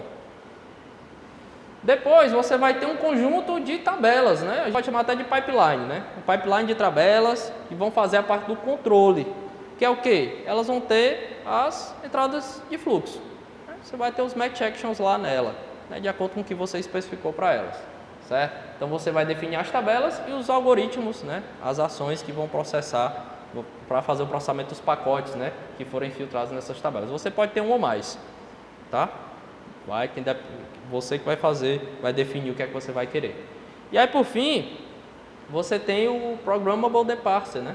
Que é se você tem um parser, você tem um deparser, que é o quê? Você não desmontou o pacote? Aqui você monta de novo, certo? Inclusive, aqui no meio, você pode alterar o pacote completamente, tirar um cabeçalho, botar outro, editar um campo de um cabeçalho, pode fazer o que você quiser aqui dentro. Tá? No final você pode, você pode nem botar um cabeçalho Ethernet aqui, por exemplo, ali eu extraí o Ethernet, extraí o IP, aqui você bota o IP de volta e aí bota, sei lá, um 802.11 agora, certo? E vai para frente, tá legal? Bem, algumas tecnologias, né, que é importante que a gente entenda do P416 é a questão do target. Tá? O target é o hardware que você quer jogar o programa dentro, né? Você quer compilar e jogar lá dentro. Então é o hardware, né, que vai rodar aquele programa, a gente chama de target, né? P4 target. E tem o P4 architecture também. O P4 architecture é uma interface para você programar esse P4 target, certo? Então toda vida que você vai um target, ele vai suportar um P4, né? O vendor que fabrica ele, né? Ele vai ter que definir uma arquitetura para aquele equipamento, certo? uma arquitetura baseada naquele PISA lá. Pode ser ter algumas variações, enfim, mas tem que ser baseado fundamentalmente naquele PISA. Vai definir uma arquitetura para que você consiga jogar seus códigos, seus programas lá dentro, compilar e jogar lá dentro, né? Certo? Então, dentro do P4, né, o que é que a comunidade desenvolve, né? O que é que a comunidade desenvolve? Basicamente, a linguagem do P4, né, seus tipos, estruturas, etc. A biblioteca, o core dela, né? E o que é que o vendor precisa fornecer? O vendor precisa fornecer a definição da arquitetura, né? E algumas bibliotecas externas que são coisas específicas fora do padrão P4, tá? Que eventualmente eles querem que seja suportado também no equipamento, tá certo? Então, quando você vai trabalhar com data plane programável, você tem a participação de duas pessoas aí. Você tem a participação da comunidade, né? Que define lá como é que é a linguagem P4, né? E o core dela. E você também tem que ter a participação do vendor. O vendor ele tem que decidir como é que você... Ele tem que te informar como é que você compila um código P4 para o equipamento dele. Certo? Ele precisa te fornecer isso. A definição da arquitetura, que ele é baseado, como também um compilador para você. Geralmente ele fornece já o compilador para você. Tá aqui o compilador, pode começar a fazer seus programas de P4. Tá? Então, vamos lá. Como é que a gente programa, né, um target desse? Como eu falei para vocês, o vendor ele tem que fornecer as duas coisas, né? Primeiro é o modelo, né? Que o target dele funciona, é um modelo baseado no PISA, né? Então, ele geralmente tem uma biblioteca, né, dele, você puxa lá no seu código P4 e um compilador P4, certo? E o target, claro, né? Então ele fornece essas três coisas para você. Aí você é o desenvolvedor P4. Aí você vai lá, vou começar a desenvolver meu código P4. Aí você faz o código, certo? Você importa lá a biblioteca dele, que define a arquitetura, e você faz o seu programa P4. Cria as tabelas, define como é que o parser, o deparser, tá? Faz tudo direitinho. E aí o que é que você faz depois? Compila a bagaça, né? Compila aí, compilou, e aí esse compilador ele vai gerar um binário ou um arquivozinho com uma informação mais baixo nível, tá? De forma que esse resultado aí da compilação você consiga carregar lá no target, né? E essa compilação você vai carregar como tabelas, certo? As tabelas, os passos, tudo vai estar, você vai jogar aqui no data plane do target. E aí a partir daí você consegue controlar, né? Você vai ter um plano de controle lá fora, né? Que vai ficar criando, né? Vai ficar criando as entradas de fluxo, né? Outras informações de controle, né? Que isso aqui é fora o padrão P4, mas um vendor ele pode especificar para você. Por exemplo, eu quero que o meu equipamento também suporte a criação de alguns contadores, né? Para tomar por estatística, né? Contador de quantidade de pacote, quantidade de bytes, etc. Então, você pode botar aqui, né? Que o plano de controle vai conseguir recuperar essas informações, certo? Como ele também pode receber pacotes. Uma das ações que você pode botar aqui no data plane, por exemplo, é o envio de pacotes para o plano de controle. Professor, por que eu vou fazer isso? Imagine que você quer rodar um mecanismo de aprendizagem de máquina aqui para processar os pacotes. Está rodando aqui em cima. Você manda o pacote, ele passa por inferência, uma classificação e volta de novo para o equipamento. Certo? É bom para você fazer sistema de detecção de intrusão, né? Usando a aprendizagem de máquina. Você pode também utilizar para as estatísticas que você retira aqui para rodar algoritmos de otimização, né? Para definir topologia da rede, né? Definir informações de roteamento que você queira criar nas tabelas. Tá legal? É um monte de coisa aí que dá para você fazer. Bem, aí tem algumas arquiteturas já bem definidas, que geralmente os equipamentos tomam por base, tá? Tem o V1 Model, né, que é o mais usado, inclusive o switch de referência do P4 que a gente usa para testar nossas aplicações, ele é baseado no V1 Model, né? Tem um Simple Sum Switch também, que é um outro modelo. Vocês vejam aqui que isso aqui são só pedaços, tá, do PISA, né? É o PISA, ele pega alguns pedacinhos e monta uma arquitetura, tá? Então tem o Simple Sum Switch, que é a arquitetura que é usada para o NetFPGA Sum, né? Que é um dos equipamentos que a gente tem, compilador para P4, né? E tem o PSA, que é usado praticamente para tudo, né? Quase tudo aí, essas soluções de software switch, de PDKey, VPP, eBPF, chips de equipamentos mesmo, de hardware, já chips já pronto. eles são baseados aqui nessa arquitetura, tá? Que é o PSA, Portable Switch Architecture, que é uma arquitetura que tem o quê? Tem um parser, né? Uma tabela, um depasser, aí tem um gerenciador de tráfego ali que vai fazer enfileiramento de pacotes, se você quiser aplicar alguma solução de qualidade de serviço, aí vai ter um outro parser, uma outra tabela e um depasser, basicamente isso aí, certo? Bem, aí como é que é um código em P4, né? Baseado, vamos pegar uma daquelas arquiteturas que a gente tem que pegar uma delas, né? Vamos pegar essa aqui, ó, tá? Vamos pegar essa arquitetura aqui do V1 Model. Isso aqui seria a estrutura de um código P4, certo? Um código que você ainda vai compilar. Professor, essa linguagem, que linguagem é essa, né? Que linguagem é essa? É o P4, tá? O P4, ele é uma DSL, né? É uma linguagem específica de domínio, certo? É uma linguagem que você modela, certo? Que ela foi criada específico para isso, né? Específico para rede, para você programar equipamentos de rede. Ela não é uma linguagem de propósito geral, tá? Então, ela é parecida com C, né? Mas não é, nem de longe é o C, né? Então, o que é que a gente tem aqui no template, né? Isso aqui é um template básico, não tem nada ainda preenchido aí, só a estrutura, o esqueleto, né? De uma aplicação P4 baseada no Model V1. Então, a primeira coisa que você tem aqui é alguns includes, né? Então, o include que ele vai fazer aqui é do código P4, que tem os tipos de dados, né? Tem as expressões que ele pode usar. E tem um V1 Model, que é o da arquitetura, a definição da arquitetura. Como eu falei para vocês, antes de compilar, quando vai desenvolver uma aplicação, você tem o programa, você tem o core que você usa e você tem a definição da arquitetura que o equipamento suporta, tá? Então, a gente está trabalhando aqui com a arquitetura do V1. Aí depois você pode definir alguns metadados que você quiser e, claro, os cabeçalhos que você vai extrair. Tá? Então aqui eu estou extraindo só 2 cabeçalhos, o Ethernet e o IPv4.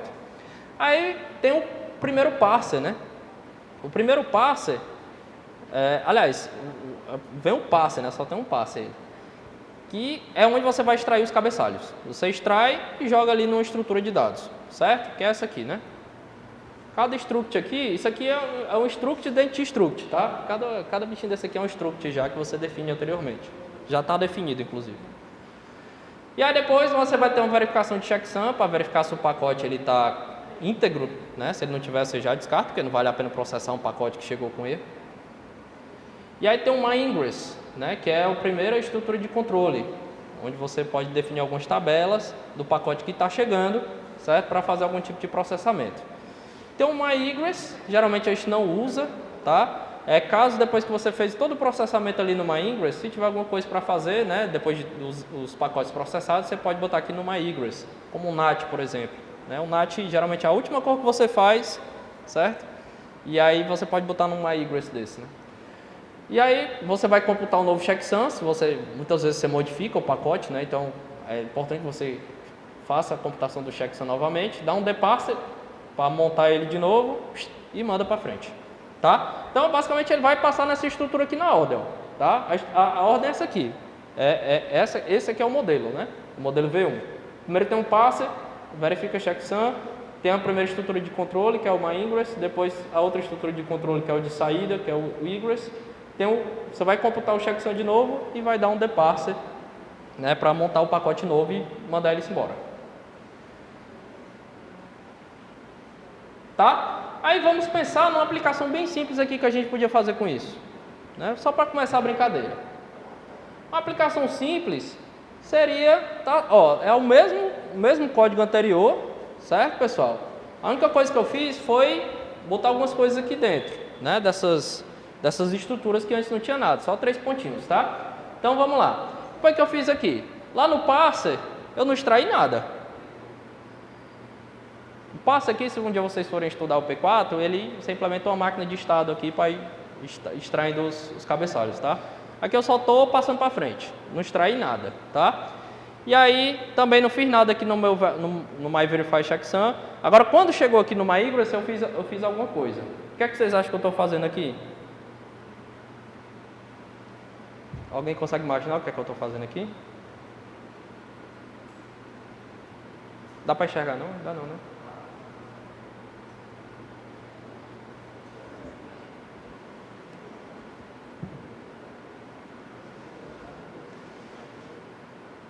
Bem, basicamente o que eu estou fazendo aqui, eu não extraí nenhum cabeçalho. A única coisa que eu estou fazendo aqui é o seguinte, ó, é um if else, certo? Eu estou testando por onde é que o pacote chegou, certo? Eu estou dizendo o seguinte, ó, ele chegou na porta 1. Ah, pois mande ele para a porta 2. Sai pela porta 2. Ah, ele chegou na porta 2. Pois mande ele sair pela porta 1. Imagina que isso aqui vai rodar num switch de 2 portas, tá? Então, basicamente o que chegou na 1 você manda para 2, chegou na 2 você manda para 1. Você deu um bypass lá, só, ele está servindo para nada aquele equipamento, só para mandar de uma porta para outra, tá? Não faz nada aqui no MyEgress, nem no MyComputeCheckSum, nem de passe, e não precisa montar nada, né? Então de passe você vai sem nada e manda o pacote para frente. Então ele só está pegando uma porta, jogando para outra, da outra para uma, certo? 1 para 2, 2 para 1. Só isso. Ah, professor, mas isso não é flexível não, né? Não, isso aí, uma vez que você jogou lá, eu não consigo alterar, certo? Não consigo mexer nisso. Então, qual a diferença disso aí para um firmware, né? Bem, eu posso evoluir isso aí, né? Isso aqui é só para a gente mostrar o primeiro exemplo. Isso aí, se eu quiser se tornar flexível, por exemplo, eu quero eventualmente mudar isso aí, né? Não ser essas relações entrada e saída. O que é que eu posso fazer? Ao invés de usar isso aqui, eu posso usar uma tabela, tá? Eu posso criar uma tabela que o único match que eu vou dar na porta de entrada. É o único match que eu vou dar na porta de entrada. E uma ação, eu vou cadastrar uma ação aqui, que é o setEgressSpec, que é uma açãozinha, que é uma função, que vai setar por qual porta aquele pacote vai sair. Certo? Então, definir a tabela aqui, definir a ação que eu quero, que é setar a porta de saída, e acabou-se. O filtro aqui é a porta de entrada, beleza? Aí, a partir daí, botei para rodar lá, eu posso usar o controlador para ficar criando entradas nessa tabela. Não tem nada nela criado ainda, só a estrutura. Aí eu posso pegar o controlador e começar a criar as entradas. Eu posso criar 2 entradas assim, ó, na tabela. Certo? Que né? Se ele entrou pela porta 1, mando para a porta 2, né? Seta a ação que eu quero e o parâmetro de entrada seria 2, né? Para setar a porta 2. E se for a 2, eu mando para 1. Mas se tivesse outras portas no switch, eu podia setar outras portas aí e ficar mudando do jeito que eu quiser. Certo? Isso aí. E aí eu poderia controlar como é que o tráfego ia percorrer ali naquela minha rede. Certo? Eu tenho um controle aqui bem básico, né? Porque eu não extraí nada do pacote, não estou processando nada no pacote. Só estou pegando a porta que ele entrou e decidindo a porta que ele vai sair. Certo? É uma coisa bem simples mesmo aqui, só para exemplificar. Tá legal? Bem, mas eu posso... Assim, o objetivo não é você fazer esse tipo de coisa, tá, gente? Isso aqui é muito simples. O P4 ele é muito mais rico que isso. O negócio aqui é você extrair cabeçalho e processar esses cabeçalhos nas tabelas e definir o que é que você vai fazer, certo? Então você pode criar tabelas como essa aqui, ó, certo? Essa tabela aqui, ela tem um único campo que ela está filtrando, que é o endereço IPv4 de destino, certo? Ela está fazendo um long prefix matching, né, que é aquele match mesmo que a gente faz em tabela de roteamento. E aí, eu posso cadastrar uma ação aqui, 2 ações, ó. É o IP forward e o drop. O IP forward é para decidir para onde é que eu vou mandar, qual vai ser o próximo passo, o próximo salto, né, do pacote. Então, com essa tabela aqui, só usando essa tabela, eu posso implementar uma tabela de roteamento, certo? Isso aqui é uma tabela de roteamento. Agora, quem é que vai popular ela? O controlador. Como é que o controlador vai fazer isso? Ó, ele tem a visão geral da rede, ele pode rodar um algoritmo de roteamento lá em cima e ele mesmo calcular isso aí e começar a popular essa tabela. Tá? Simples assim. A mágica é isso aí, é você extrair os cabeçalhos que você quer, né? E a partir daí pegar os campos, fazer os filtros e aplicar as ações que você implementa. Tá? Você implementa as ações, certo? Que você quer. Beleza? E aí como é que eu faço para popular, né? Vocês lembram lá que o OpenFlow era API, ele dava um API softbound, né? Ele tinha um protocolo OpenFlow, né? E aqui, o que é que a gente tem, né? Bem, aqui no P4 a gente tem o que a gente chama do P4 Runtime, que é baseado no gRPC, que é da Google, né? Então, ele é uma estrutura, né?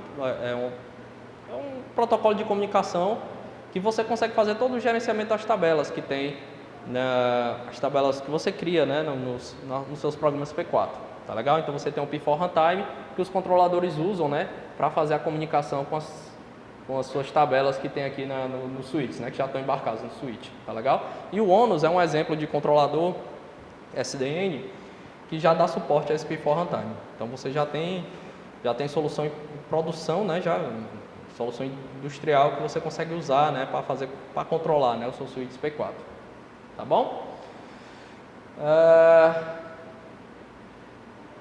Isso aqui eu vou passar. Pronto, essa aqui era a figura que eu queria chegar, né, para mostrar para vocês. Bem, a gente viu que o P4 ele te dá mais recurso, né? Então você agora consegue programar o que é que vai ter ali no switch de fato. Tanto os protocolos que você quer implementar, né, lá, que você quer que funcione. Você pode implementar as ações que você quiser, né, inclusive ações que envolvam expressões aritméticas, expressões lógicas e aritméticas. Você pode fazer cálculos, né, de pacote. Pouco tempo eu li um artigo do pessoal lá da URGS que implementou um modelo de inferência de aprendizagem de máquina dentro do programa P4, utilizando só as expressões lá que tinha. E assim, essa flexibilidade, ela te dá margem para ter uma interdisciplinaridade muito grande com outras áreas, tá? Então aqui, se você for pensar, Michel, isso aí é redes, né? É redes, mas a gente está falando de desenvolvimento de software aqui, certo? Desenvolvimento de software com linguagem DSL, tá? Que já é coisa mais alto nível do que uma linguagem de propósito geral, né? Então aqui, gente, ó, a gente tem vários pontos que dá para trabalhar com o P4, tá? Você pode trabalhar com hardware, você pode trabalhar com compiladores, você pode trabalhar com sistema operacional, você pode trabalhar com evolução da linguagem do P4, você pode trabalhar com soluções P4, aplicações de rede, certo? Então aqui você vai, sei lá, desde a engenharia da computação até a engenharia de software, certo? Você não precisa ficar, tem que entender de redes, tem que entender de redes, você está usando uma linguagem própria para redes, claro. Mas você pode explorar ela dentro da sua área, tá? Eu tenho um aluno de TCC agora que está trabalhando com CI/CD para P4, certo? Utilizando lá o GitLab, tá? Então, assim, ele trabalha com engenharia de software e está desenvolvendo o TCC dele nessa área aí, né, do P4, tá legal? Então é uma área que você pode explorar bastante. Bem, e sobre a minha pesquisa? Agora a parte chata, né? Foi que eu já pesquisei nessa área, né? Bem, com SDN eu já tive alguns alunos, né, que fizeram trabalhos na área de SDN. Eu mesmo já publiquei alguns artigos com OpenFlow, tá? Vou falar primeiro de OpenFlow, né? Então eu já publiquei alguns artigos na área de OpenFlow, no Globecon, né? Trabalho na parte de elasticidade, né? Para distribuição de tráfego streaming.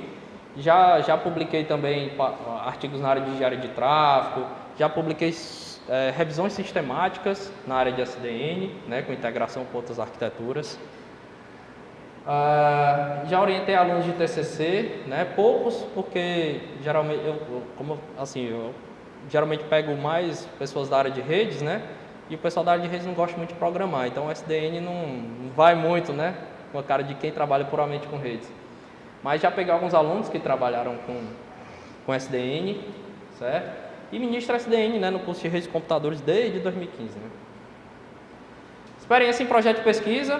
Durante o meu doutorado eu trabalhei num projeto de pesquisa, que aí o foco já era programabilidade de plano de dados, né, já era trabalhar com P4.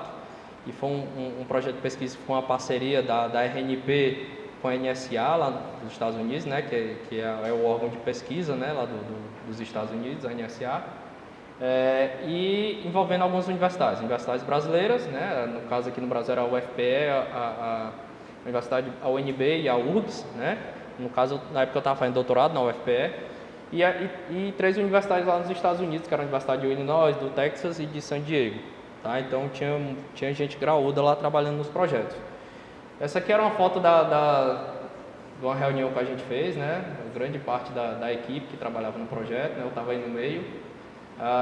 Assim, eu era bolsista, né, do projeto, mas o meu orientador mesmo que trabalhava na coordenação, mas eu que assumia tudo, né, ele dizia que eu era o gerente de mim mesmo, né, então Eu que botava a mão na massa lá nas coisas.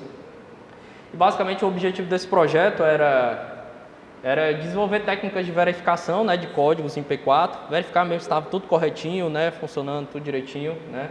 Querendo ou não, a partir do momento que você cria uma linguagem, você tem que ter formas de debugar ela, você tem que ter formas de fazer verificação sintática, verificação semântica dela, né. Então, a gente estava explorando isso daí. Entrou também na parte de sistema operacional de rede, que era desenvolver a parte de segurança, né, no kernel, dos sistemas operacionais de rede. E, claro, desenvolvimento de serviços, né? O foco era segurança.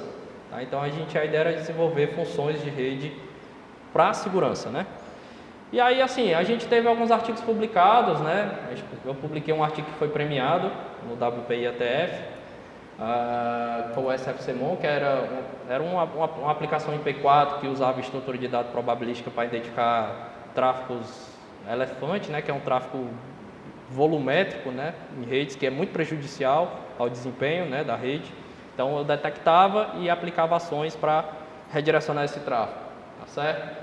Então foi um trabalho que ganhou um prêmio. Eu inclusive viajei para Singapura para apresentar o trabalho com tudo pago numa das reuniões do IETF, né, que é o grande órgão de padronização da internet hoje em dia.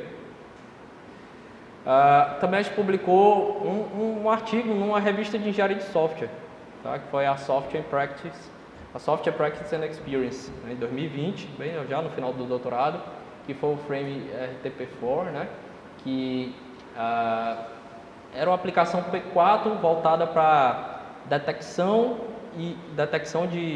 de ataques na rede e a redução da quantidade de regras que você criava, porque assim, essas tabelas elas têm um limite de regras que você pode criar, né? Então a ideia era reduzir essa quantidade de regras o máximo possível. Bem, eu também tive uma revisão sistemática publicada num journal, né, de gerência de rede, que era voltado para aplicações de detecção de ataque e negação de serviço, né, usando o P4, tá? E, bem, assim, as habilidades que eu tenho hoje, né, para quem quiser futuramente, né, trabalhar aí comigo, é o uso de SDN de maneira geral. Então eu trabalho tanto com P-Flow como trabalho com P4, né, na resolução de problemas, né? Então problemas como engenharia de tráfego, né, questão de desempenho da rede, segurança de rede, gerência de redes, tudo isso aí eu trabalho, certo?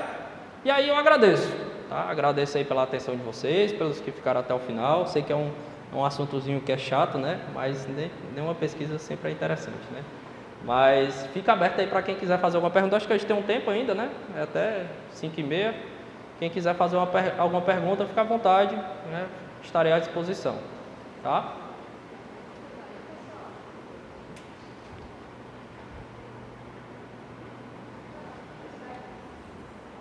Opa!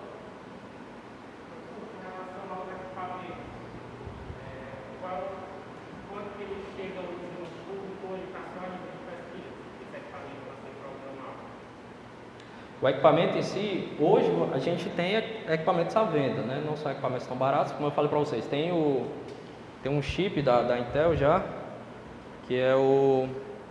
Eu vou botar até uma foto dele aqui.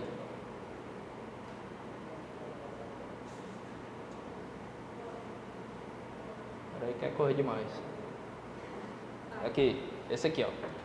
É um Intel Tofino que já está na versão 3, né? Que foi resultado da aquisição da Barefoot Networks, né, na época, pela Intel, e ela continua investindo nesse processador. Então você tem equipamento, tem um processador da Intel pronto para fazer isso, né? E tem equipamentos que já pegam ele e já constroem suítes, né, para isso. Tem equipamentos à venda, não são equipamentos baratos, claro, né?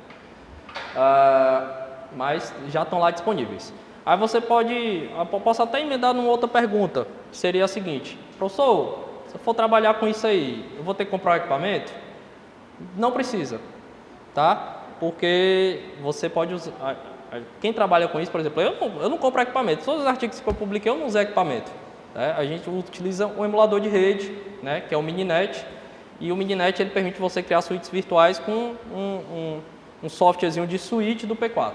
E aí você carrega suas aplicações lá, constrói a topologia que você quiser da rede. Eu vim até pronto para mostrar uma solução, mas como começou muito tarde, ficou muito em cima para mostrar para vocês.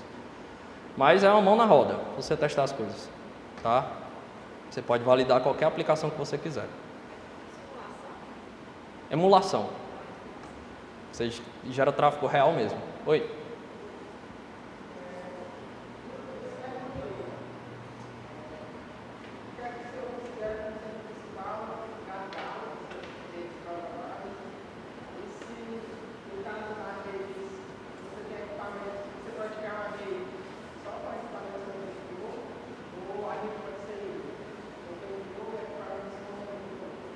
Pronto.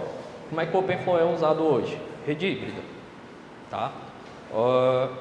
Os equipamentos que você compra, eles não vêm puramente OpenFlow. Eles vêm OpenFlow e vêm com um plano de controlar alguns protocolos já embarcados. Aí você usa, né, os protocolos e alguma função que você queira mais do que tem ali, você usa o OpenFlow. Basicamente o pessoal tem usado dessa forma, mas é híbrido. Certo? Você não compra um equipamento puramente OpenFlow. Certo? Os P4, do P4 não, o P4 aí você já tem, o processador já é próprio para ele, né? Porque você vai compilar um código e botar lá dentro dele, né? Então o processador já tem que ser específico para ele, tá? A não ser que você tenha um equipamento que tenha 2 processadores, né? O gargalo, né? Você perguntou? O gargalo para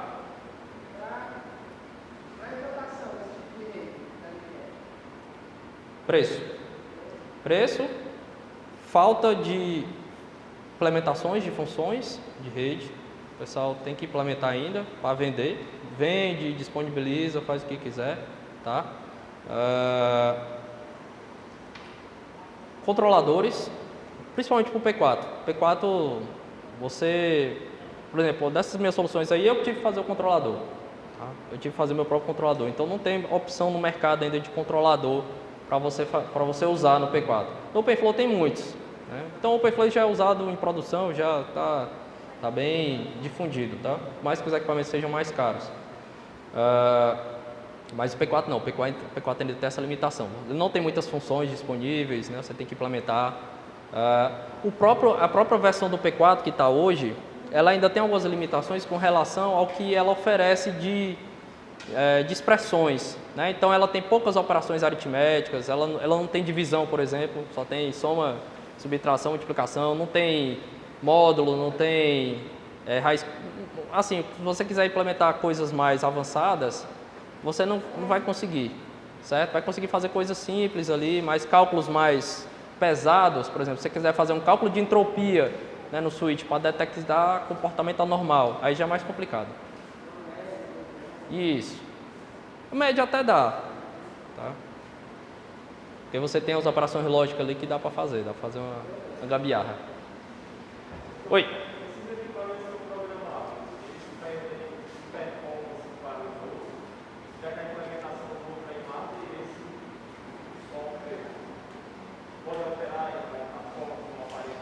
Pronto, a questão do desempenho, ela é uma questão bem interessante, certo? Porque, assim, no começo, sim, né? No começo tinha perca de desempenho. Mas, por exemplo, o P4, o grande vendedor por trás do P4 é a Intel, tá? Então, ela já superou isso, né? Então, esse chip aí que eu mostrei para vocês, eu não vou conseguir mostrar o site aqui não, mas os equipamentos que rodam ele são equipamentos para rodar 200 gigabits por segundo. Certo? São equipamentos para rede de alta velocidade, né? Rede de altíssima velocidade. Então, é equipamento que você pode botar em redes WAN, por exemplo, tá? Redes de grande alcance. Então, a questão de desempenho já foi. Questão boa, questão de segurança. Você desenvolver soluções de segurança baseadas no P4, tá? O que está aparecendo aí de publicação não é brincadeira, principalmente trabalhando com aprendizagem de máquina.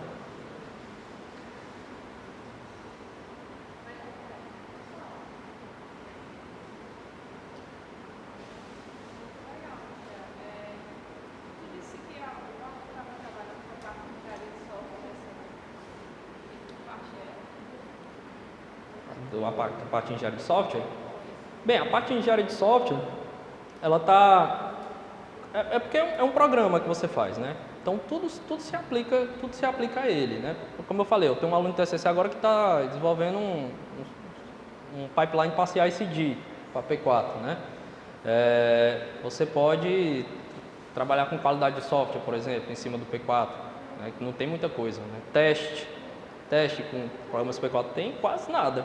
Tem nada. Tem um sistema de verificação lá semântica lá que publicaram há pouco tempo, mas não tem análise estática de código, não tem teste dinâmico para você fazer, certo? Então tem um monte de coisa ainda que tem espaço aí para trabalhar, principalmente na hora de engenharia de software. O Lincoln mesmo, o professor Lincoln do DC, que trabalha com engenharia de software, ele já tem algumas parcerias para trabalhar com isso aí, se envolver com o P4.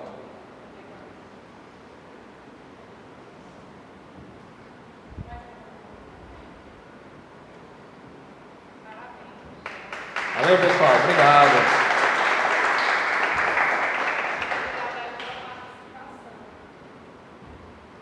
Eu que agradeço a oportunidade.